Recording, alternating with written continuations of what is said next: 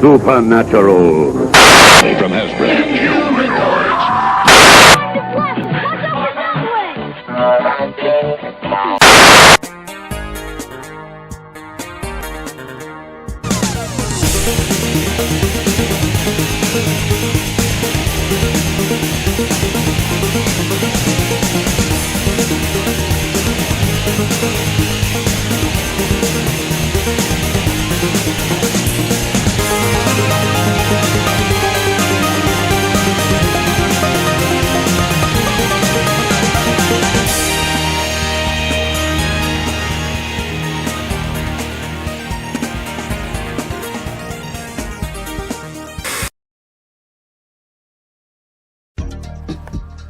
All right, ladies and gentlemen, welcome to another exciting installment of That New Toy Smell.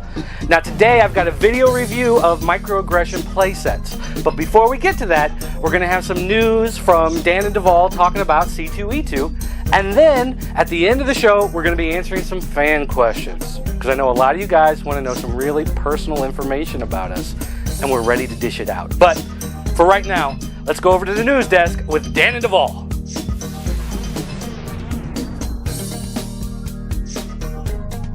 What's up, guys? Welcome to That New Toy Smell. We're your hosts, Devall. Pixel Dan. See how we switched that up this time? Whoa, yeah, backwards. Yeah, it's crazy, right? So we just got back from C2E2. How was that? That was kind of awesome, right? Tiring. Exhausting. Yeah, it was fun, though. We had a good time. We had a lot of fun. I met a lot of fans. Got to talk to a lot to which is pretty cool. A lot of people. Yeah, that was great. Saw a lot of crazy costumes. Costumes. I love seeing the costume characters, man. I didn't like seeing the male Phoenix. That was kind of weird. I was scared. Male Phoenix, if you're watching, we apologize, but they're scary. We got some cool stuff. You got this awesome shirt. Oh yeah, you guys like my shirt? Two girls, hey, one up. You guys get it? Because it's hilarious. I got this awesome hat. You got a hat? Devall's got a new hat? That's right. Amazing. That's right.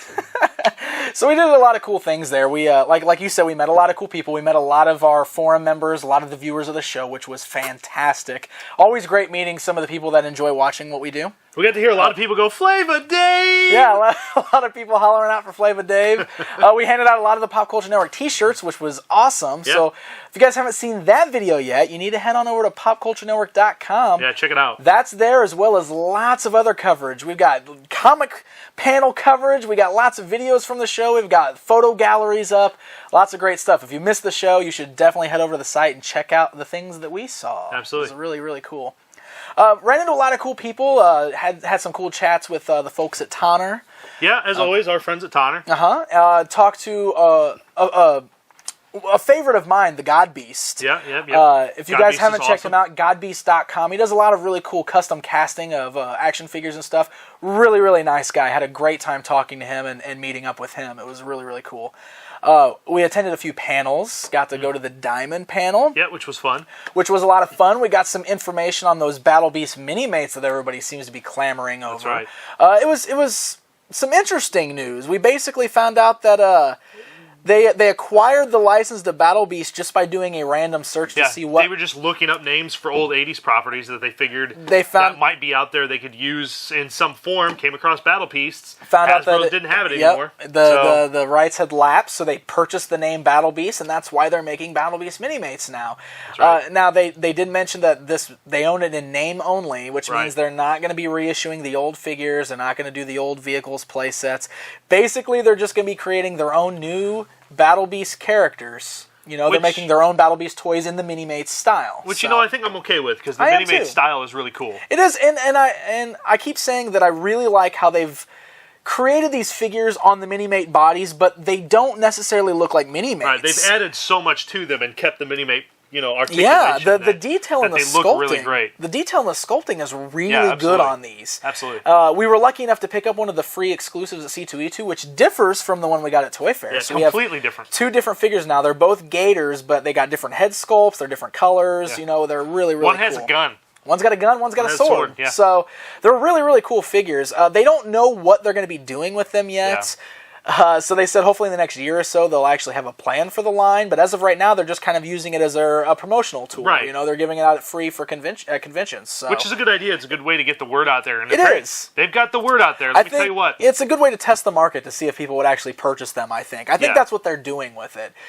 They did mention that the rub signs probably won't happen because it's something they probably don't have the rights to. That's the only disappointing bit of news for me. Pretty much. Not necessarily that they won't have the rub signs, but the fact that they're not even going to be doing the fire, water, wood thing. Which again, I guess I'm okay with in the end, because after seeing the two different styles now, and I think I actually gave both of mine to you, so you actually own both of mine. Yeah, Battle Beast. I mean, I like them, but they weren't cool enough for me to go, I want to keep them. I like them a lot. I think they're cool. I appreciate what Diamond's done with them. They brought back a name from our childhood that not a lot of people remember, and if they do remember, they have fond memories of it. And even though these have nothing to do with that original line from Hasbro, they still are there in very much in essence. And they still look like they've done a good job of still making the figures look like Battle Beast. Yeah. Like they look like updated Battle Beast sans the rub sign. Right. So, I mean, I like it, and I'm really excited to see what else they're going to do with it. So, really cool stuff. That's cool. But, yeah, we had a great time. We walked around. We met a lot of people. We bought a lot of stuff, spent a lot of money, you know, covered a lot of stuff for the site, but it was a great time, and all I can say is bring on the next one, Hey, right? you bought a vintage Rancor. I bought a vintage Rancor. Oh, man, I was so happy. Flavor Dave got a vintage TIE Fighter.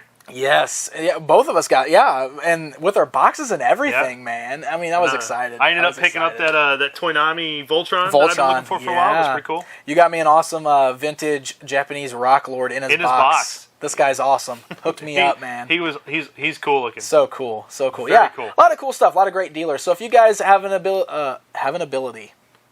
Are they mutants? Yeah, they're mutants. If you are able to attend the C2E2 convention next year, I would definitely recommend it. I think with this being the first one, we talked about it being a little mellow. I think it's only going to go up. I really do. I think their attendance, if I remember correctly from what I read, was a little over 129,000. So it's going to go up. I have no doubt that this is going to get more popular as the years go on. Which they apparently were very pleased with. You know, they did well enough to where McCormick Place, they're going to come back next year. They were offering tables up to dealers at the end of the show for discounted prices for next year. It was really well run. I think. It was a nice convention. Yeah, it felt nice. It just felt like it was really well organized. I mean, while it didn't have the attendance levels of some of the other cons like San Diego or even what Wizard World usually draws, it just felt like a nicer experience. And you've got to think those conventions. San Diego has been going on since what, Dave? The 70s. I think maybe even the 60s. The late 60s, early 70s, and it's had time to build and build and build and build. So this is a brand new Wizard World Chicago Con was its own con before Wizard bought it, so it already had a fan base. Yep. New York Comic Con's blown up in the last couple years. So C2E2 honestly can only grow. I mean, they're not just going to do one show and not do it again. I mean, these are guys that have a lot of money behind them. They knew they were probably going to lose money coming out on the first run. They were very okay with that just to get the word out there, get people to see what it was, to get them excited for the next year, which hopefully that's what happens now, because we'll be back next year if it's back. For sure. We will be back next year. Hopefully staying closer next year. We weren't too far away. We were like 10 minutes away. It was an $11 cab ride either way. Well, you know. That sucked. Cool. Well, it was a great time, guys, and like we said, popculturenetwork.com. We have lots of coverage there if you haven't seen any of the videos from the event. Lots more coming. Still lots more to come. So we have reviews coming up, exclusive C2E2 reviews coming up, and everything else. So. Lots of cool stuff. But today, let's go ahead and jump into our video review segment, which is by Dirt this week. Our good friend Dirt. Good friend Dirt. Who is taking a look at the WWE Micro Aggression Playsets. So let's check it out. In November of 2008, we covered WWE Micro Aggression figures for that new toy smell. And we thought, hey, these are actually pretty neat. And it'd be really cool if we could get one of those big playsets to play with. Fast forward a couple years, and we've got the Elimination Chamber Microaggression playset, and the Crash and Bash 2-in-1 Battle Arena. Now both of these are incredible playsets, and they both come with 4 minifigures. They both also fold up for easy storage and transportation. They've got a lot of neat action features, and let's go ahead and start by taking a look at the arena. The Crash and Bash 2-in-1 Battle Arena comes with a John Cena, Shawn Michaels, Bobby Lashley, and Edge Microaggression figures. But beyond that, there's tons and tons of stuff going on in this tiny little playset. You've got your ring out front, your Titantron, and your backstage area. Now, your fake Titantron does come with these little inserts that make it look like there's video playing, but of course they're cut into the trapezoid shape, so even though there's a picture on the back, you can't really flip it around. And on top of that, when the little pieces you use to stick it into place are fully put in there, you can't really remove them. So, I didn't put mine in because I kind of want to leave that big hole there for the guys to play around in. Now, you can see that when this is fully folded out, it takes up a lot of real estate on your play table. You've got your Titantron, your ramp, your ring, and a little bit of ringside area that the guys can climb around on. Plus, if you bought some of the figure packs, you'll have some folding tables and monitors you can set up outside the ring. Now, you can see that there's a lot of detail that they've sculpted into these playsets, from the metal work on the Titantron, to the walkway, to the ring, the turnbuckles, the ropes. I mean, for a nerd like me who likes to sit here and play with his toys a lot, it's real easy to let my imagination go wild when playing with these little toys. And there are action features built into the ring, like this turnbuckle. You put the guy on him, you pop the button, he flips off.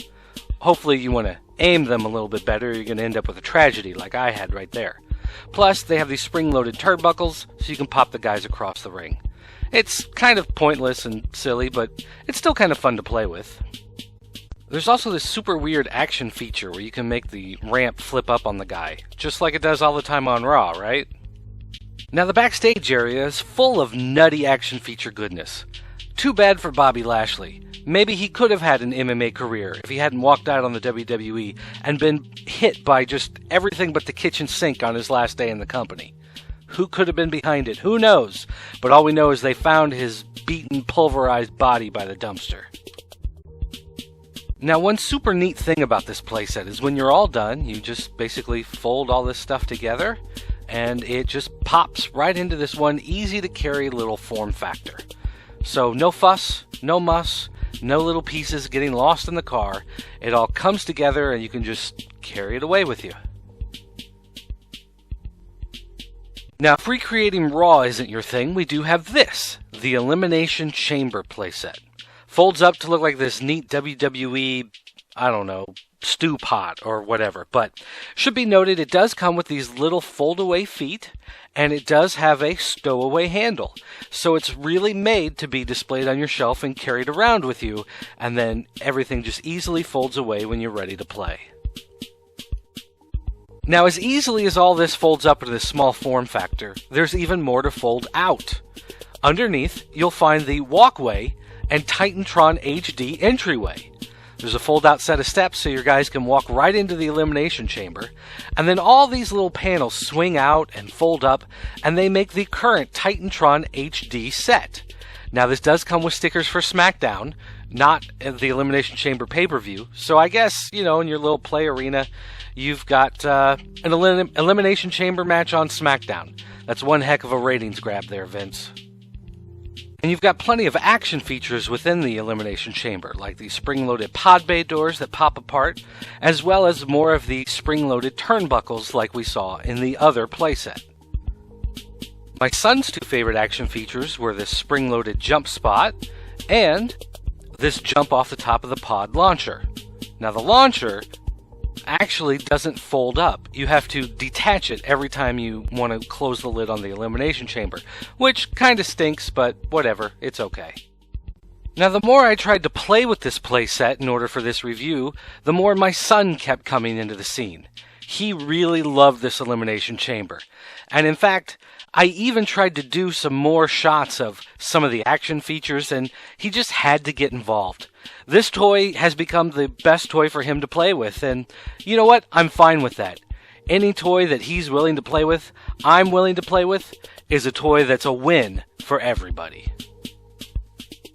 All right, guys, we are now joined by Dirt after his awesome video review to show us some of the Microaggression sets. All right, now I know we edit these shows together, so it looks like one big fluid thing, but you haven't seen the video yet. You don't know that it's awesome. I don't know that it's awesome. It could be the dumbest video we've ever done. This could be the absolute worst video review I in the might watch history it. of that new Toys. I might watch it and reject it and Yeah. add something else in there. You so might that end up with 6 minutes of thumb wrestling videos because my video was so bad. and they then just none of tossed this it. would even make any sense right now because you'll be like, "What are they doing? That doesn't But- have anything to do with Scott running around naked." But whoa, what? I mean, I don't What? know.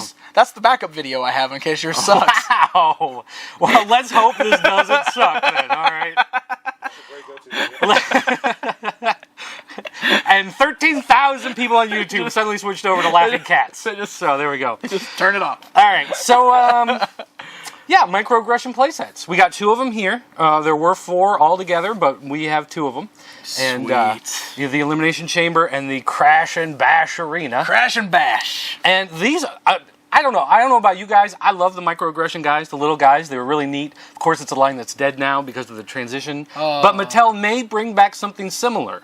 They might. They might. You never know. Maybe something more in line of a muscle scale or something. Ooh, you But like that. regardless, these are still neat toys. And a lot of places you can find these on clearance now, which is great. If you want to pick one of these up, you can find them sometimes Real like 10, cheap, 12 right? bucks, Yeah. which is great. And there's a lot going on these toys. And one thing that I tried to do in the video you haven't seen is get in there and show a bunch of the detail and show a bunch of the neat little accessories and things that they have here. But, you know, let's play with them Let's for a minute. play with them. I'm All right. excited. I can't wait. So they do come, you know, for a nice little carrying package. So if you got kids or whatever, you just want to carry them around with yourself, you can do that. Pretend like this is your briefcase sitting on the bus. You might scare some people around there. But Carry them to the convention. so, okay, so we've got this guy here, which is your arena and backstage. And again, you know, all of these pieces flip up and flip out and fold into place. Oh, a and ladder. everything like that. And then the Elimination Chamber Arena, this thing's pretty cool because you've got the whole, not only do you have the Elimination Chamber, but you have the entryway. If I can get this to flip down. And here, let's move this box out of the way. Jeez, these things are kind of... Yeah, and you've got the brand new huge. HD stage that WWE uses folds out here. amazing. Is it So- an HD? Well, but it's got that look. It's got that HD look, you know, that they have going for it. Sweet. And, you know, again, everything opens up. There's lots of little pieces, little accessories, Is that ring bigger than this things one? you can use. That's the size of the ring.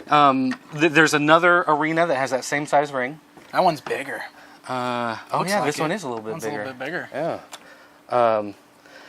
And they all have action features. So, I mean, the entire thing is full of action features. So, for instance, the Elimination Chamber here, if you've got your little guy in there, there's actually a spring-loaded release for him to jump out at him. And, now wait, now... Because that's how they come out of the elimination Yeah, chamber. now I'm gonna hit you with a test here. All right, okay. Okay? Okay. Now, we've been to Elimination Chamber. Yes. Yeah, we've seen Elimination Chambers live in person. That is correct. What is wrong with this Elimination Chamber? The cells aren't in the corners. Exactly. They're on the sides. Exactly. They're on the sides because there's not enough room in this little toy. So they had to put them, you know. Well, and I like how they just bust through the glass, too, instead of there being like an panel opening moves. door. They're just like, I'm out! But to be fair, they did put an opening door on the chamber. Ooh. So you can have your guys come out on the stage. Yeah, And they've got their little buckets of pyro that can pop out. Woo. Really? Yeah, there's little pyro buckets Oh, there. that is so cool. And then they can come down the ramp. They can come up, you know, and then this is what I do. This is like legit. This is what I do with my spare time. Why not? Is I set these up and play with them. And I have to do it at night when the kids are asleep because those- otherwise they... Because you don't want them to play with. Well, yeah, I mean, these are my Why- toys. Screw those guys. So, and you know, there's stuff like here, like you always have a guy hanging out in the corner, right? Yeah, always. And then yeah. like Kane will come up and be like, Oh. I'm going to kill you, Rey Mysterio. And then Rey Mysterio, he's not really out. Whatcha! Just springs right out of the Booyaka, corner. booyaka! So neat stuff like that, just full of these little traps, these little spring-loaded catapults and whatnot. Same here with this arena. You can see that. Here, let's. I'm just a sexy boy. And he's retired. If you look here at the backstage arena here, there's like fake little walls that they can run into, little doors that open that they can get tossed into, little pieces they can get knocked around, and the pieces can break and fall over.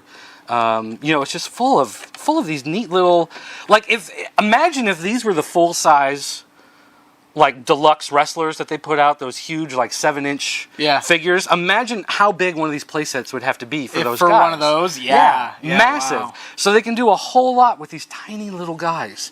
And you know, I'm just into little guys. You know, what can I say? How tall are you? Never mind. So, married, thank you, not in Illinois. So, and then to be fair, this is the one Raw set that I really didn't like out of all the Raw sets. This is the one that had the trapezoid shape and the funky things on the side. And the entryway is a death trap. Because it totally did that on Raw that one time. Like, oh, that was a really good match. I'm going to walk backstage now. Oh, my God. Oh. That is ridiculous. And then, you know, you do have this little ladder that they added for whatever reason. It's really just a pyramid, but it's got footholes. Hold on. So it's a ladder. See, that's how that works. I got it. And there's actually a little compartment underneath here that actually has some extra accessories. There's an announce table, a monitor, cool. Extra stuff that you can pull out of there and set up. But first, it's a Shawn Michaels elbow. He jumped the wrong way. He just committed suicide, folks. Live television. You never know what you're going to get when you go live. Wait. So, you're going to try again? Shawn Michaels moonsault. Got him. I got him. I think he kind of crotched himself on the top rope on the way down, but regardless. These are just neat play sets, and again, at the time they came out, they weren't that expensive either. They were like $30, which is a decent price for a play set. But now that you know, Jakks Pacific has lost the license, and Mattel's doing all the figures now, you can pick these up, you know, $10, $12 at a lot of places, and they're just great. I love the little figures. There's a lot of detail that goes into these little guys. Yeah, crazy enough. I mean, like the eyes are a little. And you can look at his shirt. His shirt has all the logos and writing on it, just like his actual authentic WWE Shop Zone apparel. Whoa. Yeah. So here comes a spear. Spit. Or a big hug in the middle of the ring. I love you, Umaga. See what I'm saying? Endless entertainment. I love you, Umaga. Endless entertainment out of these things. So Umaga's like, you can't spear me. Spear! Yeah, I got it. So again, you know, they're easy to fold up and carry with you. You're not going to lose all the pieces. Most of the stuff is built into it, so even though it kind of comes loose a little bit, it's not going to go anywhere because it's all attached to the package, and it's just really a good deal all the way around. I just love these things. You're having more fun than I do normally. You need to get some of these instead of me all the time. We need Shane O'Mac to jump off the top. These are awesome. Sweet. I kind of want some of these now. Folds up into a nice food processor shape, so if you want to grate some cheese, you do have the cage there. That's good. That's good to know. Make some nachos and things like that. You can crack an egg on it and have the egg whites go through. And okay, so anyway. Amazing. I think that's going to do it for a time today on this and our little wrap-up here. Awesome. But so hopefully the video is fairly worth it, and hopefully it was good. So I'm sure it is. I don't want to put Scotty's video up. Yeah, I don't want to see that either. I don't think anybody does. Okay, awesome. So let's go ahead and head on over to the fan corner with me and Devall. Do we have to? Yeah, we're going to do that now. All right, guys, it's time for this week's fan corner where we will be answering some of our more recent forum questions. So let's go ahead and kick things off with a question from forum member J-Man, who asks, in honor of C2E2, will you guys be attending any other conventions this year? And the answer is yes. We had so much fun. Are you still waving? Oh, sorry, yeah. Sorry. We had so much fun at C2E2. We definitely plan to do a lot more conventions this year. We planned on doing a lot more conventions before C2E2. We will be at San Diego Comic-Con. Yes. Most likely. I mean, that is pretty much like 99% for sure, right? Yeah. Okay. San Diego Comic-Con. We will definitely be at Wizard World Chicago in August. Yep. Those are the only ones we know for sure set in stone. I'll be at the Tanner convention here in the next couple weeks. Tanner convention's coming up. If I could get to Star Wars Celebration 5, I will be at Star Wars Celebration 5. I have no idea if that's feasible.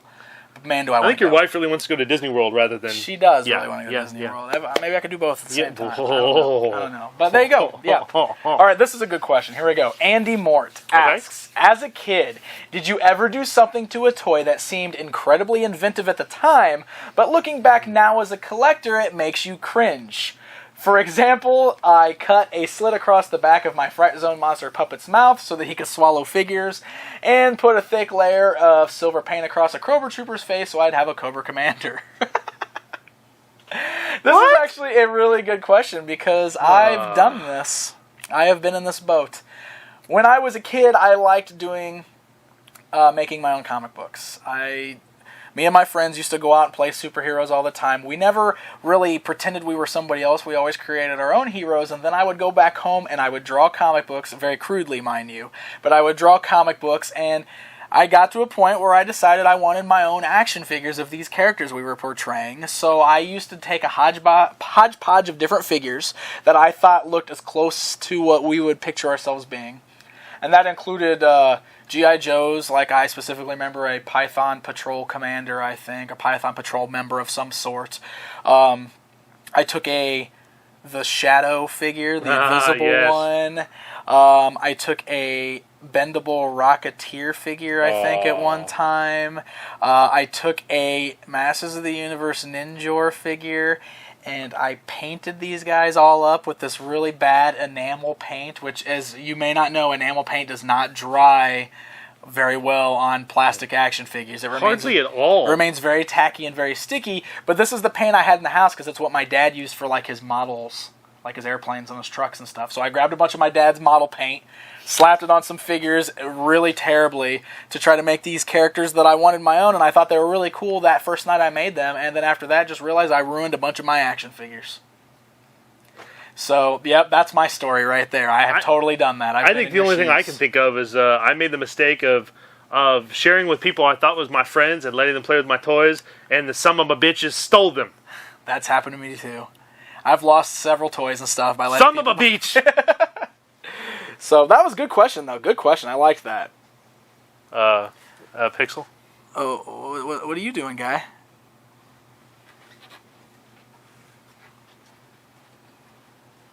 Ladies and gentlemen, odd. it's killing. Yay! Well, that's odd. Okay. Doesn't happen very often. Oh, okay, here we go. Chato2, one of the guys we met at C2E2. He asks, what are some of the awesome toys you guys got from C2E2? We talked about this briefly earlier in the show. You picked up that Toynami Voltron. I picked up a vintage Star Wars Rancor with his box. Oh, that was. We found some awesome Palisades Adult Swim figures. We did for like $2 a piece. Yeah. We got C-Lab 2021 figures. I got the Brack Show. The Brack Show which figures. We're going to have an episode on those here really soon. Cool. Those are cool. I picked up this is fun. I actually do a quick little video on this at the show because I always do my thing where I find the really cheap figures. Yeah. I found a Independence Day alien in package for $1, so I grabbed him and I did a review at the convention. That'll be on the site. That's awesome. If it's not already up now, you'll see it soon. I can't say I really picked up any other toys beyond that. I did. You did. I mean, I picked up a bunch of DVD sets. New Adventures of He-Man Volume 1, Brave Star Volume 1, Defenders of the Earth Volume 2, the Complete Garfield, and the Calico Cats. That's kind of cool. Awesome show. I got you got me that Japanese Rock Lord. I got that new Clone Wars Ayla Sakura I've been looking for.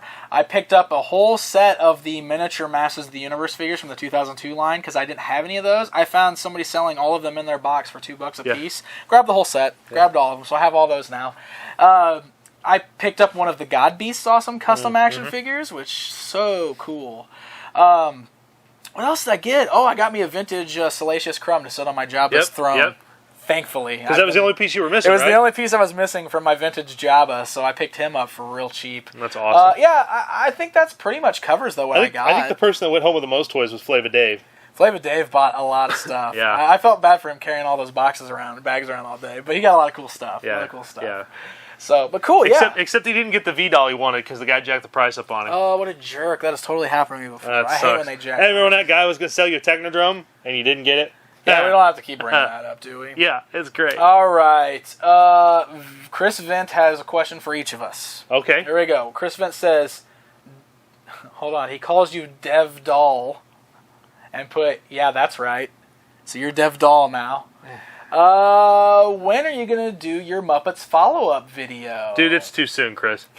You have no idea. Like, putting that video together... We just put the other video together last week. Putting that video together is probably one of the hardest videos I've ever had to put together because there was so much information, and I knew I wanted to cover so much stuff, and I was like, I got to cut this way down because The first cut I had put together was like 42 minutes. And I'm not kidding you. And then the question he asked me is, when will you have the Optic and Titus reviews? Everybody's always asking me that, like I just know when those are coming in the mail. Well, Optic may be here soon. Here's the thing. May be here soon. As of recording this, I'm pretty sure Optic's sitting at home in a box right now. So by the time this is up, Optic's probably already up. I don't know about Titus. But trust me, as soon as I have these figures, I work on the reviews, and you guys see them. So. That may mean even new Ghostbusters figures, too. We might. Yeah, we might. You never know. I don't know what Mattel sends until I get it. They surprise us every time. They do. Cool. All right, guys. Well, as always, if you want to ask us some forum questions or you got some fan art or videos or anything like that you want to send to us, head on over to popculturenetwork.com and sign up for the forums. Post it right there for us. It's the best way to get it to us. And I think that is going to wrap up this week's episode of That New Toy That Smell. sounded really dirty for a second. It's I heard it's the best way to give it to us. I was very frightened. I said get it to us. I realize that now, but man, was I scared for a You're second. a strange guy. All right, until next week, guys, I'm Pixel Dan. I'm Devall. We'll see you then.